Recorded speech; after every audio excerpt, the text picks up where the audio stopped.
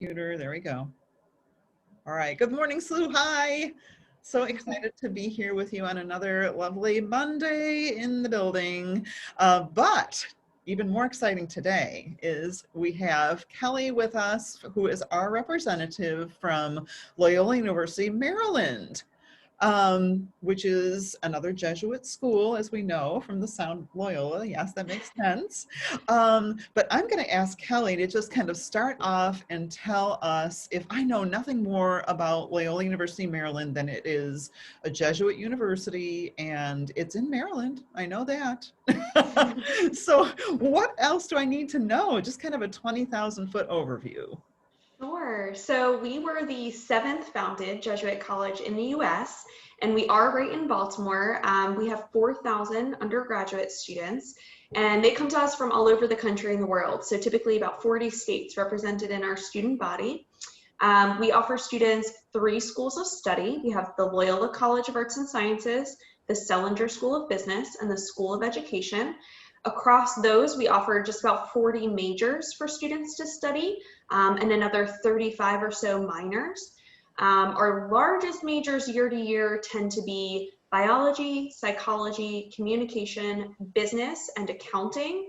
I always do also mention we have a top 50 ranked program in engineering for undergraduate students. We also have a global studies major, which is interdisciplinary between history, economics, sociology, and political science. So really great for students who are interested in maybe politics or law and looking for a more global view of that. And then we have 2 newer programs, both of which are also interdisciplinary. Data science is the marriage of math and business. So you take classes in both the School of Business and the College of Arts and Sciences. And forensic studies is great for folks who are looking at criminal justice or criminology programs, but also maybe law or lab technician or crime scene investigation type paths. Forensic studies, our program is the most interdisciplinary in the country, and so students can really customize that to the career path that they're looking to go into. Oh, that's fabulous. Sounds awesome. I didn't know about the top 50 engineering program. Where is that housed? Is that housed in arts and sciences then? It is, yeah. So it's a department within the College of Arts and Sciences, and they confer a Bachelor of Science in Engineering degree. And students can concentrate in any of the 4 areas: computer, electrical, mechanical, or materials. Wow. I'm sure our guys did not know that. But that is fantastic. Great. Well, tell me about the city of Baltimore. Do you know, Sure. like, how would it compare size-wise to St. Louis? Yeah. Yeah, what else is special about Baltimore?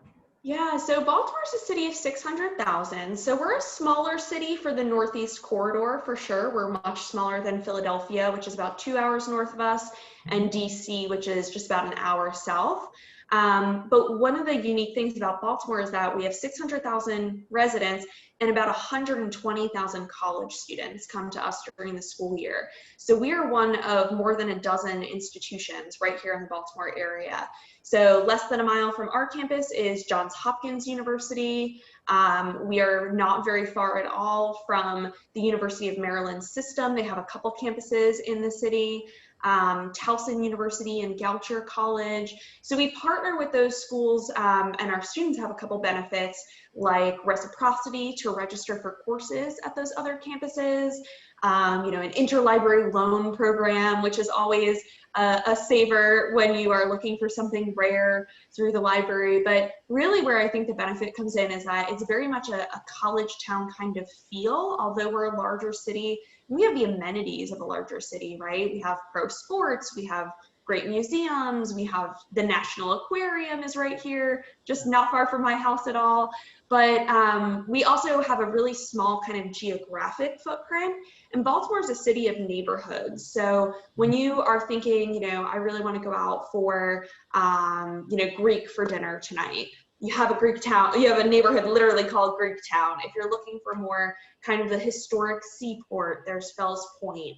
If you want to go, to listen to live music or to a stand-up comedy act, you can go to some of our arts districts. So I think that is really a unique kind of way to experience a city. And for a college student, it's nice to be able to explore a small navigable city that you can really get to know in your 4 years.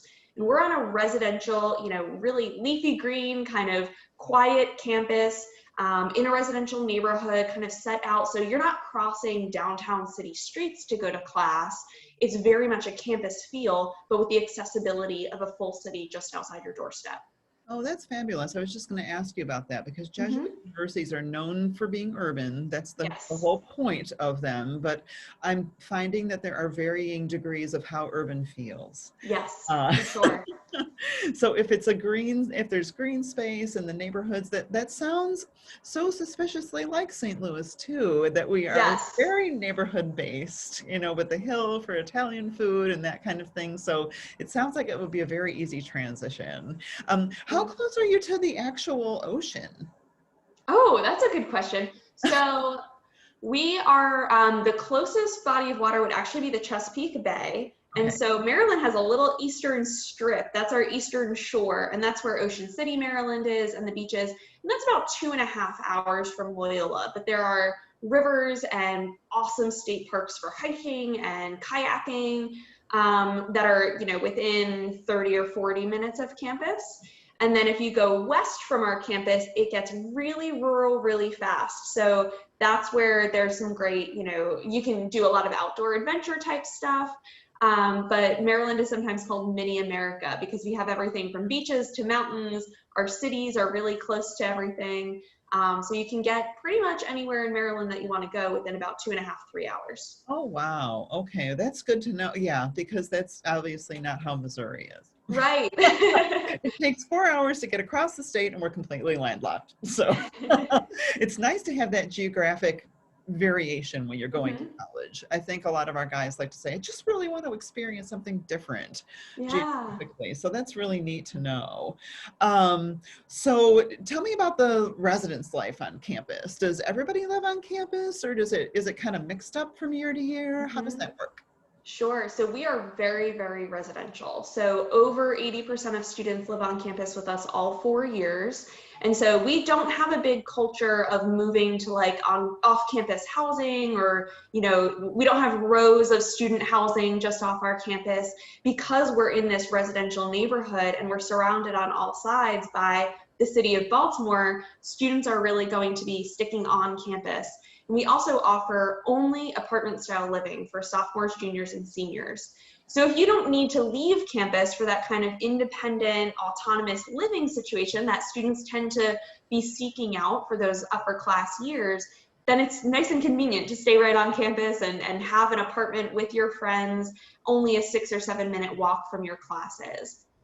So for first year students, you might live in a traditional kind of double style, you and a roommate, or, 2 beds, 2 dressers, 2 desks, I always say. And you Yeah. may or may not have a hallway restroom, or you could have one internal to that suite. That's going to be about 2/3 of first year students live in that traditional style. The other third of first years live in apartments. And after that, it's all apartments all the way. So our 17 residence halls have only those 2 styles of living. And the apartments are really nice because it's 4 or 6 students and they're double bedrooms, so 2 or 3 bedrooms, and then full kitchen, living room, and dining room that come furnished. So it's really, really nice to be able to just move, a couple buildings over from year to year, but still maintain that kind of independence of living with a couple friends in your own personal space. That is so nice. Oh my gosh, the only thing you're missing is the slumlord. Right? That you're absolutely right. That is what students are seeking is that apartment style and for them to be able to get that on campus. How smart. How smart of Loyola. That is fabulous. Well, first, what is your mascot? Oh, we're the Greyhounds. The Greyhounds, and why are you the Greyhounds? Do you know? Funny, I don't know why we originally well, actually I know a little bit. So there's a tale that was told at some point in a yearbook that I read that students voted. So they were choosing between a couple different options and they chose the Greyhounds.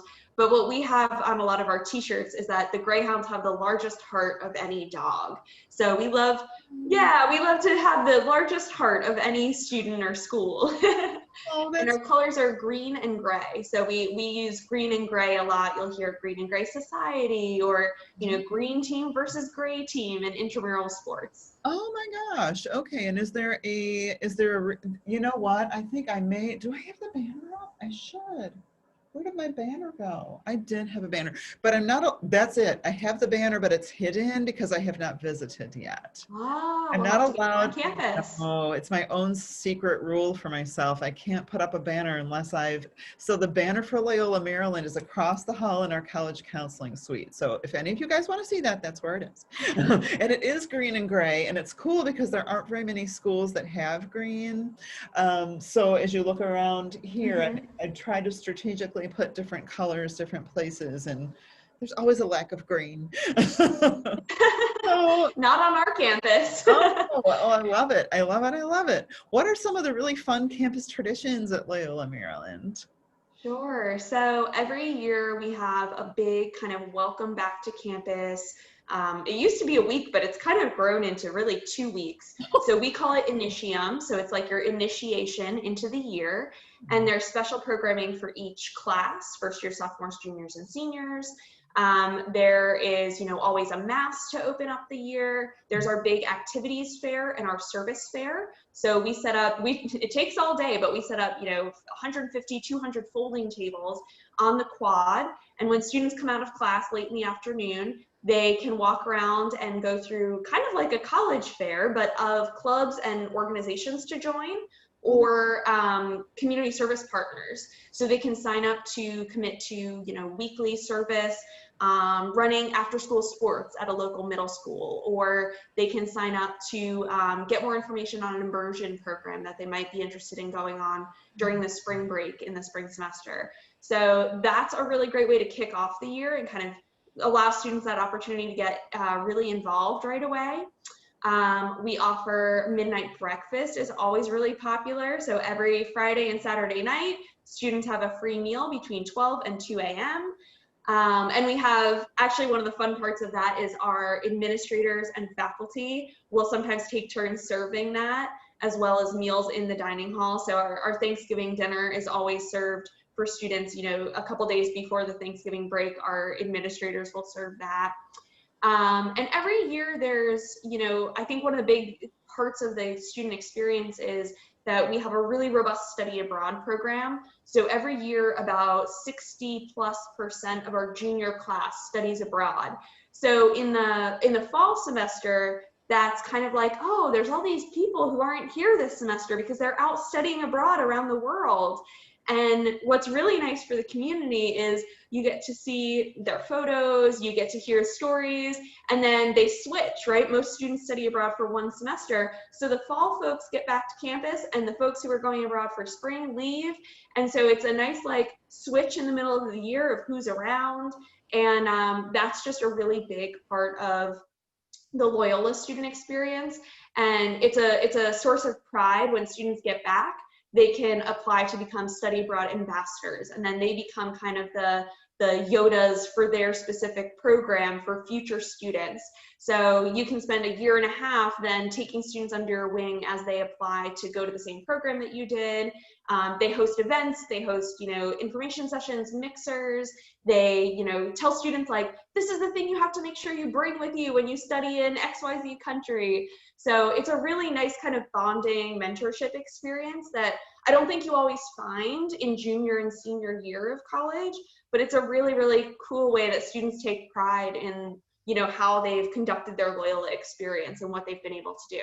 Oh, that's so cool. I love that. Oh my gosh, the midnight breakfast every single week? Yeah. Like, Isn't that so oh funny? my gosh, it is. I think that's fantastic though. And I love that the faculty and staff come out and serve. Sounds like a fantastic community. It is. We're Um, really, really fortunate. yeah. Is community service a big focus? Yeah, absolutely. So I would say another, similar to study abroad, about usually year to year, it's about 65% of students are involved in community service. We're actually one of the top ranked schools in the country for community service engagement. Oh, So our students are going to do, you know, that weekly service that I mentioned, where maybe Tuesday afternoons after you finish class, you have a service, you know, project that you do, but also that could be a full semester class where service is baked into the syllabus and baked into what you're doing as a class of students with your professor. So we have an upper level accounting class that's taught as service learning. Students learn everything they need to know about tax accounting, and then they open up, and they are actually through the IRS, they are a government designated free tax accounting service to the community. And they utilize the clinical centers that we offer. We have clinical centers for healthcare, but the tax accountants take over in the evenings, and they offer tax filing workshops. And they were able to return tens of thousands of dollars to the community by offering this free service to our neighbors here in Baltimore. So that's a great example of kind of taking what you're learning in the classroom and immediately putting it into action through service. yeah. Oh my gosh, that's incredible. I love that. And know what? And it sounds like there's probably a wonderful town gown relationship because of that. Yes.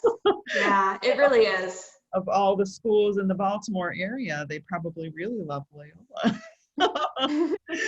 Yay. Oh, that's well. What else did I not let you talk about that you wanted to hope to maybe talk about today? Is there anything that we didn't touch Yeah, thank on? you. I think it's important to mention a few things about our application process. Sure. So we are on the Common Application, and so you can find us along with, you know, hundreds of other colleges there. Right. You'll notice on the Common Application, when you go to fill out our supplement, there are a couple choices students need to make when they're filling out their application. So they can choose to apply early action or regular decision. We have 2 deadlines. Okay. We can also offer them the opportunity to apply with or without test scores. So we've been test optional for 10 years. We know it works well for students. So if you feel like your scores are really strong and you're happy with them and you think they represent your academic record well, by all means, you're welcome to send them. And you are welcome to self-report on the Common Application. So you don't need to go through the testing service. You can give us those scores yourself, or you can choose to apply test optional. And applying test optional means a student is just going to ask us to not look at test scores. We'll weigh the GPA and the difficulty of the high school curriculum more heavily. And then there is no admission or scholarship disadvantage. You're still fully eligible for the same consideration, whether you apply with or without your test scores. So I always want to reassure students of that. And then a couple other things that I think are just important to understand. We do not do direct entry into a program or school. So I mentioned we have 3 schools and 40 majors. Sometimes you'll hear that you have to apply specifically into a business school or specifically into engineering, especially. We're going to ask students to apply to the university. If you're accepted, you are welcome to take advantage of all of our programs. So we have you declare a major by filing some paperwork with your academic advisor sometime in your first year and a half or so at Loyola. So that helps kind of remove some barriers and is really nice for students who are undecided and don't want to commit upfront, having never taken an information systems class, to that being their major, for example. So I think that's really helpful to know. And then the other thing is we automatically will consider all students for merit-based scholarship. So those are going to be, this year, they'll be $20,000 to $30,000 per year, and they're 4-year awards. So the total value is $80,000 to $120,000 over the 4 years. And those, again, are GPA, difficulty of high school curriculum, and test scores if submitted. And we'll automatically consider, so no separate application. But I do encourage every single family, please apply for financial aid, because we use both the FAFSA and the CSS profile. And we use the profile specifically to award students institutional funding, Loyola-based funding.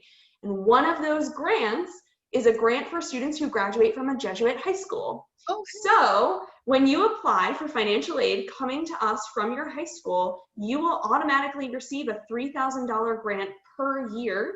And if you have siblings who come to Loyola, siblings get another $3,000. And if you happen to have a parent, sibling, grandparent, step-parent, step-sibling who graduated from Loyola, we also have a legacy award. all of those are stackable, and they're all stackable with merit scholarship. So my Jesuit high school friends, you need to apply for financial aid, and that is an automatic $3,000 in your package. And file both the FAFSA and the profile. Exactly, Oh, yep. thank you for the tip. That is Sure. terrific, extremely helpful.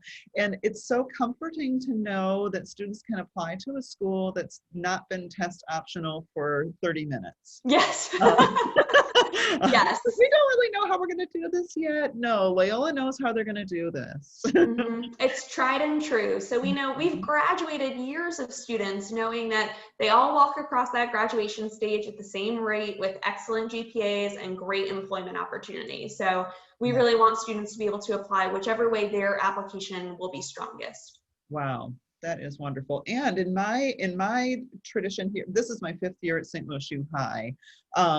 In the years that I've been here and we've had students apply, you have been generous every single year as far as the scholarships I'm goes. glad to hear it. We've had wonderful applicants, so I'm glad that that's the case. Yes. And we're getting ready to send more. So thank you so much for your time today, Kelly. Really appreciate it so Absolutely. much. And we look forward to having you back on campus next year. Yes, likewise. I look forward to returning. I loved visiting St. Louis, so I hope I'm back soon. Yay. Thank you so much. Bye. Thank you.